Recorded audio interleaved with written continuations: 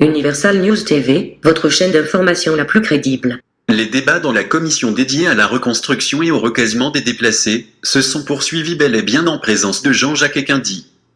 Jean-Jacques Equindy dit qu'il n'a pas claqué la porte, il s'est juste un peu retiré parce que, dans les commissions, on les contraignait à s'en tenir uniquement aux termes de référence qui leur ont été remis. Jean-Jacques Equindy dit qu'il est venu travailler pour que la paix règne dans son pays et de ce fait, il ne saurait manquer le train de l'histoire. La paix sociale qu'il appelle tant vient aussi avec la reconstruction économique, pense-t-il. Écoutons maintenant la réaction de Jean-Jacques Equindy au micro de nos confrères de la télévision camerounaise. Regardez.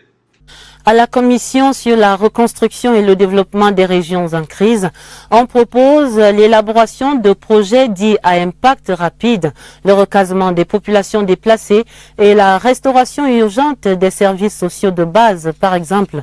Des débats ce mercredi en présence de Jean-Jacques Equindy, revenu à de meilleurs sentiments après avoir claqué la porte hier. Le reportage au Palais des Congrès, Steve Tchega et Kembenge. Finalement, il tient bien au sein le numéro de sa commission. Jean-Jacques Equindy va et vient. Parti hier furieux, puis revenu aujourd'hui. Pourquoi? Oui, parti d'abord parce que dans les commissions, on contraignait les participants à s'en tenir uniquement aux termes de référence qui sont définis dans les dossiers qui leur ont été remis. Nulle part, nous ne lisions la paix. J'ai donc pris mes affaires, je suis parti. Mais attention, je n'ai pas claqué la porte, comme certains de vos confrères l'ont dit. Il faut qu'on continue à travailler sur la paix. Entre les travaux, pendant une demi-heure, les caméras des télévisions n'avaient Dieu que pour lui. La paix sociale qu'il appelle tant vient aussi avec la reconstruction économique, défend le président de la commission, Dr Simon Monzo, même dans les dialogues en coulisses. Aujourd'hui, dans les travaux, ils ont identifié les priorités, les solutions à impact rapide. Nous validons les domaines prioritaires que nous avons eu à énumérer hier. Aujourd'hui, donc, cela passe au scanner pour que chaque commissionnaire puisse donner un avis dessus. Nous avons classifié les projets en 3 catégories. Ceux qui peuvent se réaliser en 2 ans au maximum, ceux qui peuvent se réaliser en 5 ans et ceux qui ont une durée de réalisation de 10 ans. L'idée est de commencer tous les projets identifiés au même moment. Pour le moment, il y a encore du travail dans la commission pour la reconstruction et le développement des régions en crise. Et la porte restera ouverte au dialogue. Vous êtes sur Universal News TV, votre chaîne d'information la plus crédible. C'est le fait du jour au Grand Dialogue National sans exclusive ce mercredi. 5 nouveaux combattants séparatistes ont saisi la main tendue du chef de l'État, son Excellence Paul Biya. General Capture and Destroy et ses 4 compagnons ont dit leur espoir de voir la paix revenir au Cameroun. C'était le clou du point de presse quotidien du porte-parole du Grand Dialogue National, le Dr George Ngide Ewane. Martine Noël Ndengue, notre reporter, raconte l'émotion de cette repentance. Let us bring peace back to our homeland. Des larmes, des cris qui appellent à la paix. Général Capture and Destroy parle au nom de ses ex-combattants, les 5 qui rejoignent ainsi le train du Grand Dialogue National sans exclusive, preuve qu'ils ont accepté la main tendue du président de la République Paul Biya, initiateur de ce grand rendez-vous historique. Nous avons tous le droit de parler parce que nous sommes Camerounais. La souffrance a trop duré, les tourments aussi. Voyons ensemble comment ramener la paix. Je ne veux pas que le pays subisse le même sort que la République centrafricaine, le Tchad et autres. Vous le savez tous, cela dure depuis 3 ans. C'est indéniable. Ce retour à la maison, à la raison, est le fait du jour en cette 3e halte du Grand Dialogue National, un moment qui a relevé le point de presse quotidien du porte-parole du Grand Dialogue National. General Capture and Destroy, Commandant Pussy, Ezemo qui est le gardien du temple, Commandant No Mercy et Commandant Champion.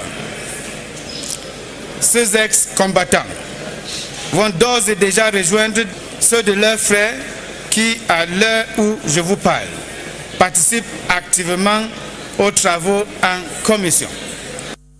L'espoir est permis. Ceux qui pouvaient encore en douter sont devant les faits et ils sont têtus, les faits.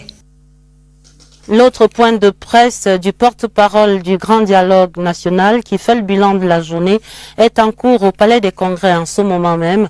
Nous y reviendrons tout à l'heure dans la suite de ce journal. Mais déjà immédiatement après cette réédition, les 5 ex-combattants sécessionnistes venus tous du département du Fako dans le sud-ouest étaient reçus par le président du Grand Dialogue National, le Premier ministre chef du gouvernement, Joseph Dione Ngouti. La rencontre du jour au Palais des Congrès, Laurentine Bokono. Bienvenue et bon retour à la maison. Émouvante était la rencontre entre le Premier ministre chef du gouvernement Joseph Dione Ngouti et les 5 repentis fraîchement sortis du maquis pour retrouver l'air libre de la République. Déchirante est leur demande de pardon. Nous avons tué, reconnaît l'un d'entre eux du nom de Général Capture and Destroy. Nous demandons pardon et appelons à la paix, c'est le temps de la paix.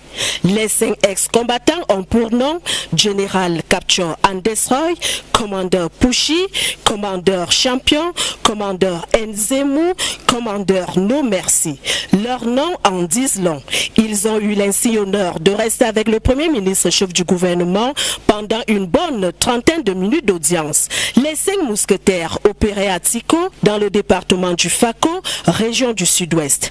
Leurs crimes sont nombreux. Assassinat, braquage, enlèvement, agression. Ils rejoignent leurs devanciers, les 30 autres habillés lundi dernier aux couleurs nationales à l'ouverture du Grand Dialogue National. Ils ont donné de leur voix pour chanter l'hymne national du Cameroun. Le système judiciaire est donc retourné de fond en comble et le système éducatif national est lui aussi passé au scanner depuis hier par les membres de la commission que préside le professeur Dorothy Ndjoma. Il s'agit de proposer des réformes pertinentes et futuristes pour adapter l'éducation des jeunes Camerounais aux besoins du Cameroun en développement. Les indiscrétions de Eugène Bey.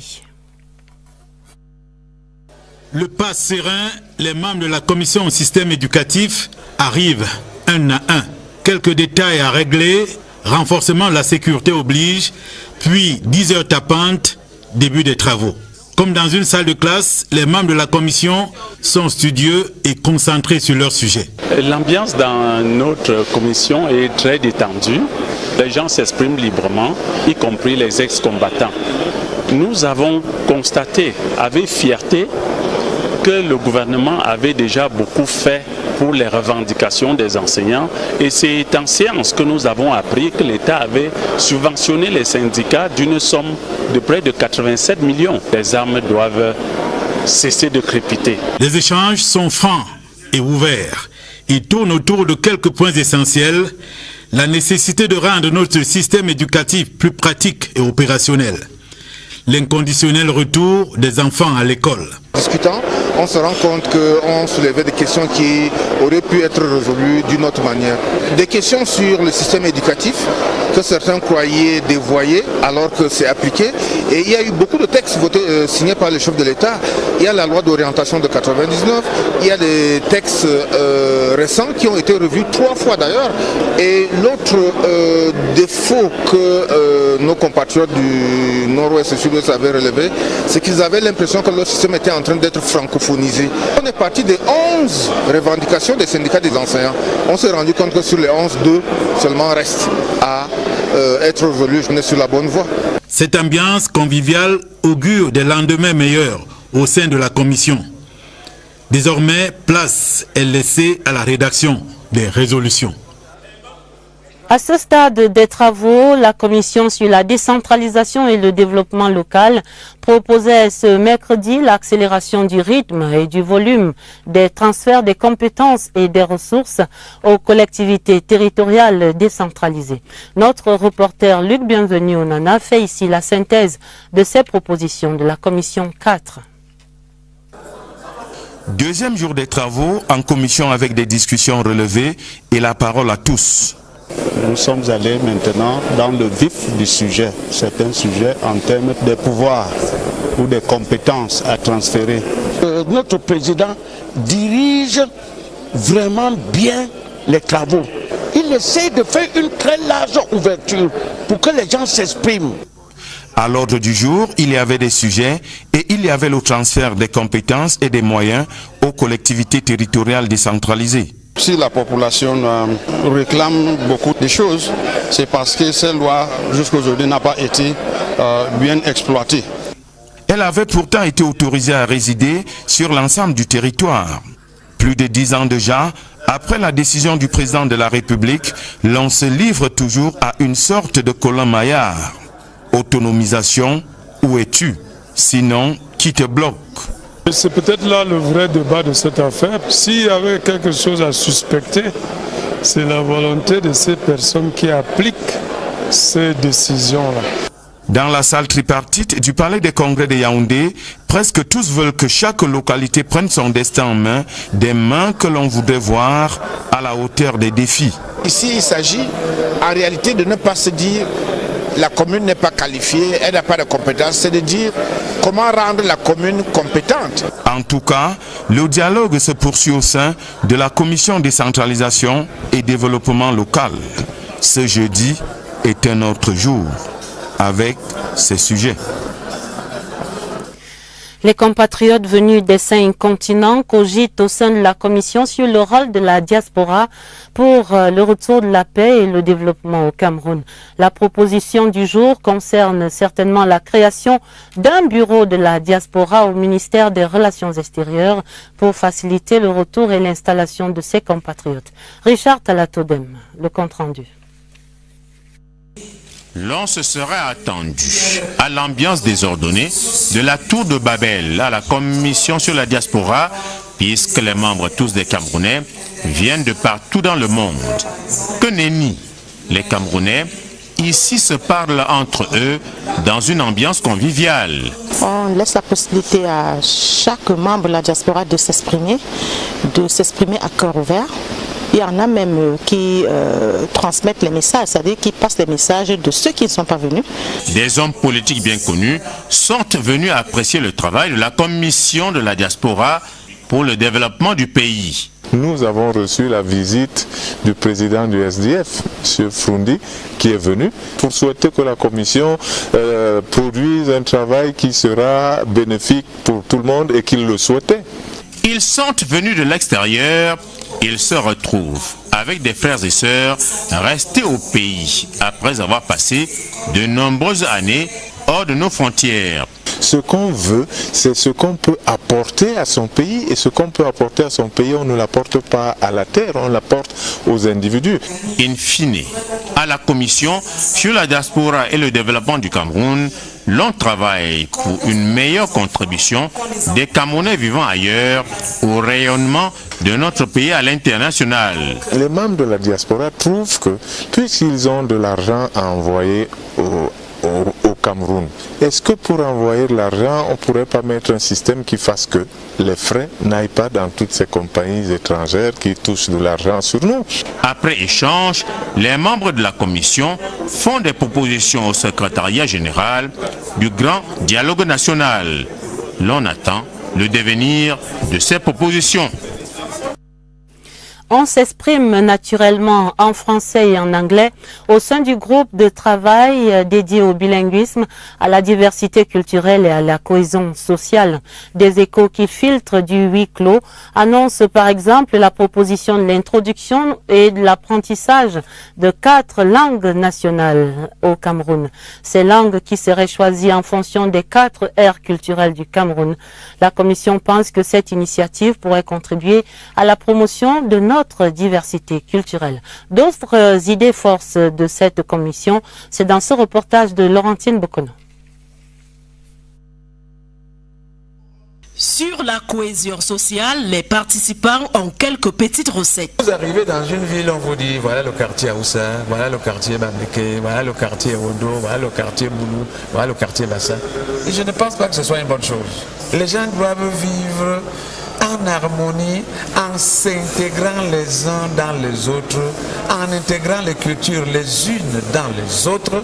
Dans le cadre de fonctions du ministère de la Culture, de créer, si c'est possible, un secrétariat d'État qui sera spécifié seulement dans le cadre de cette diversité culturelle. Il est impératif de réformer le système éducatif et imposer l'enseignement des cultures à ses enfants. Les leaders religieux encouragent les mariages interculturels. Si on a une femme, un mari, n'est-ce pas, d'une autre structure culturelle, c'est sûr qu'il y a des liens, n'est-ce pas, qui se tissent. Le vivre ensemble passe aussi par une grande responsabilisation des autorités traditionnelles. Notre mission, c'est effectivement de développer les stratégies qui puissent permettre aux Camerounais de se vivre ensemble tant souhaité aujourd'hui. Autre proposition, la promotion des langues nationales sur la base des aires culturelles du Cameroun. On ne parle pas seulement de notre diversité par rapport à l'anglais et au français. On a beaucoup insisté sur le fait d'introduire 4 ou 5 langues nationales de façon constitutionnelle. Que les écoles et les universités devraient être donc les creusets qui permettraient en sorte qu'on comprenne que nos langues, nos cultures peuvent être véhiculées à travers l'école. La foire AID a bien fonctionné ce deuxième jour au sein de la commission numéro 1 dans une très bonne ambiance. Beaucoup de suggestions qui ont été faites au profit des anglophones étaient faites par les francophones. Ça, c'est déjà un signe de maturité. Tous unis pour ne pas décevoir les espoirs placés en eux, les commissaires étaient prêts à travailler jusqu'à 1h avancée de la nuit. Le prix à payer pour une meilleure cohésion sociale au Cameroun. Vous êtes sur Universal News TV, votre chaîne d'information la plus crédible. Mais on retiendra surtout de cette journée le pic d'émotion avec la reddition de ces 5 ex-combattants sécessionnistes. Pour le bilan de cette 3e journée du Grand Dialogue National, nous allons au Palais des Congrès retrouver Lucrèce Mdoundjemba. Bonsoir Lucrèce, que retenir donc de ce 3e jour des travaux?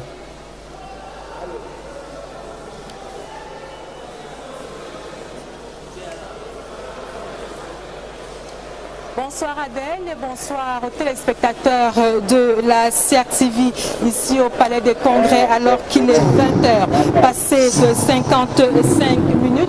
Certains membres de la commission bilinguisme, multiculturalisme et cohésion sociale mettent la dernière main sur leur rapport final, celle dédiée au désarmement, à la démobilisation et à la réinsertion des ex-combattants examine les rapports de ces 3 sous-commissions. Les autres commissions ont achevé leur tâche du jour en début de soirée et juste tout à l'heure. Et maintenant, Adèle, que retenir de ce 3e jour du Grand Dialogue National? Eh bien, que le calme et la sérénité sont revenus au sein de la commission décentralisation et développement local après les éclats de voix d'hier.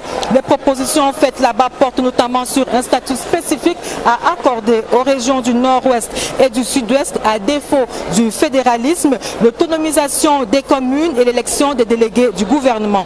Au sein de la commission désarmement, démobilisation et réinsertion des ex-combattants, les membres ont été unanimes sur la nécessité de discuter de l'avenir des ex-combattants dans un cadre plus restreint pour des raisons de sécurité. Cependant, cette commission propose que des moyens financiers conséquents soient donnés au comité désarmement, de démobilisation et de réintégration des ex-combattants pour lui permettre d'être plus efficace. Elle propose également qu'une stratégie de communication soit élaborée en direction des combattants qui opèrent encore sur le terrain. Cette stratégie aura pour vocation de porter le message du chef de l'État vers ces jeunes afin qu'ils déposent volontairement les armes et bénéficient ainsi de la magnanimité du président de la République.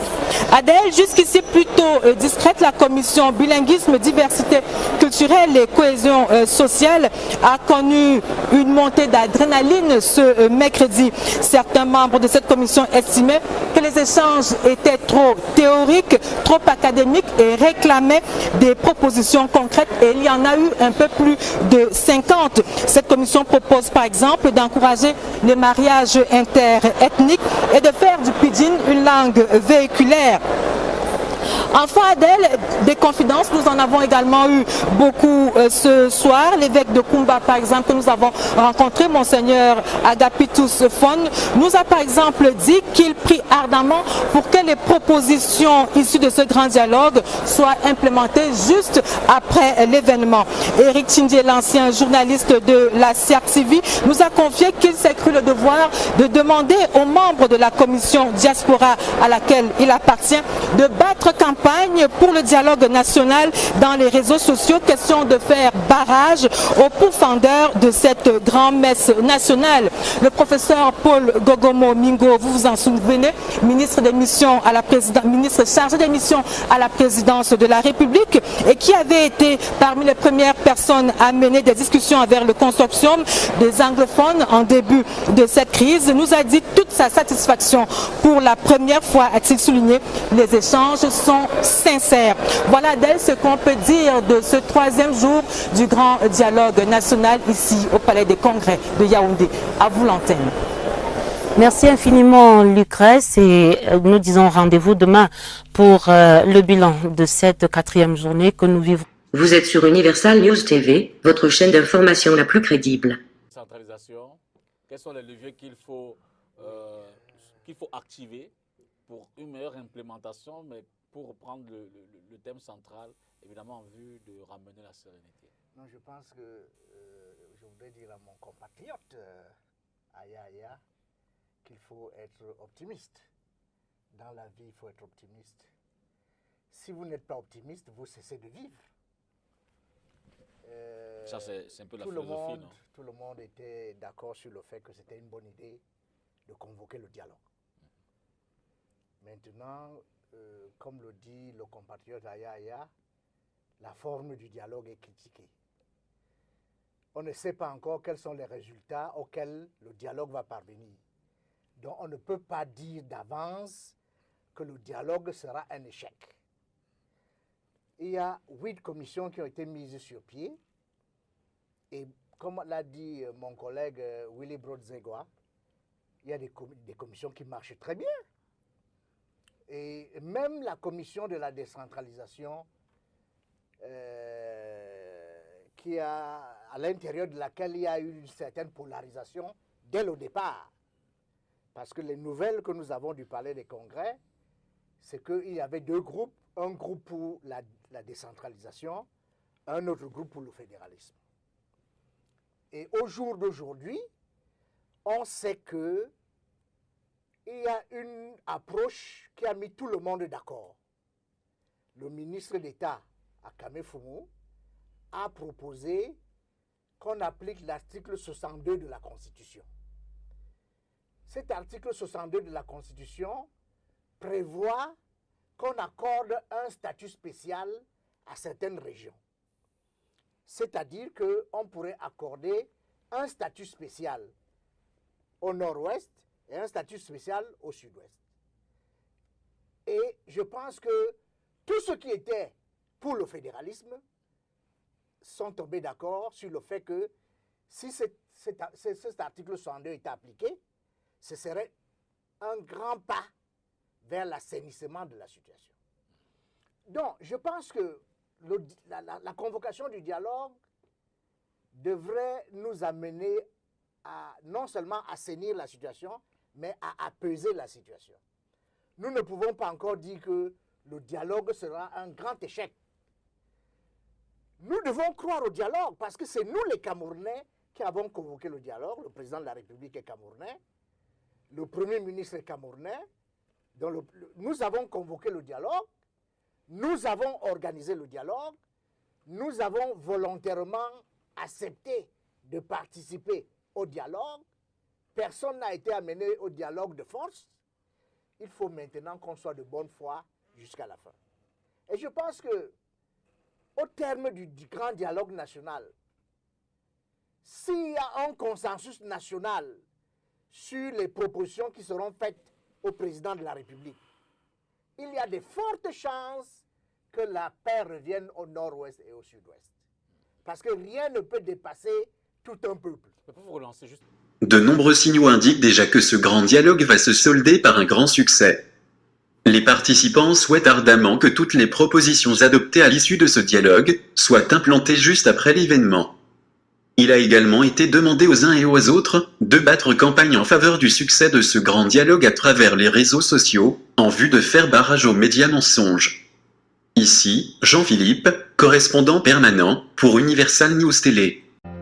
Merci de suivre Universal News TV sur YouTube. Nous vous rassurons que les informations que nous diffusons au quotidien sont suffisamment crédibles. Alors, n'hésitez pas à liker la vidéo si elle vous plaît, et si vous êtes nouveau sur la chaîne. N'oubliez pas de vous abonner et d'activer la cloche de notification pour ne pas rater nos prochaines vidéos.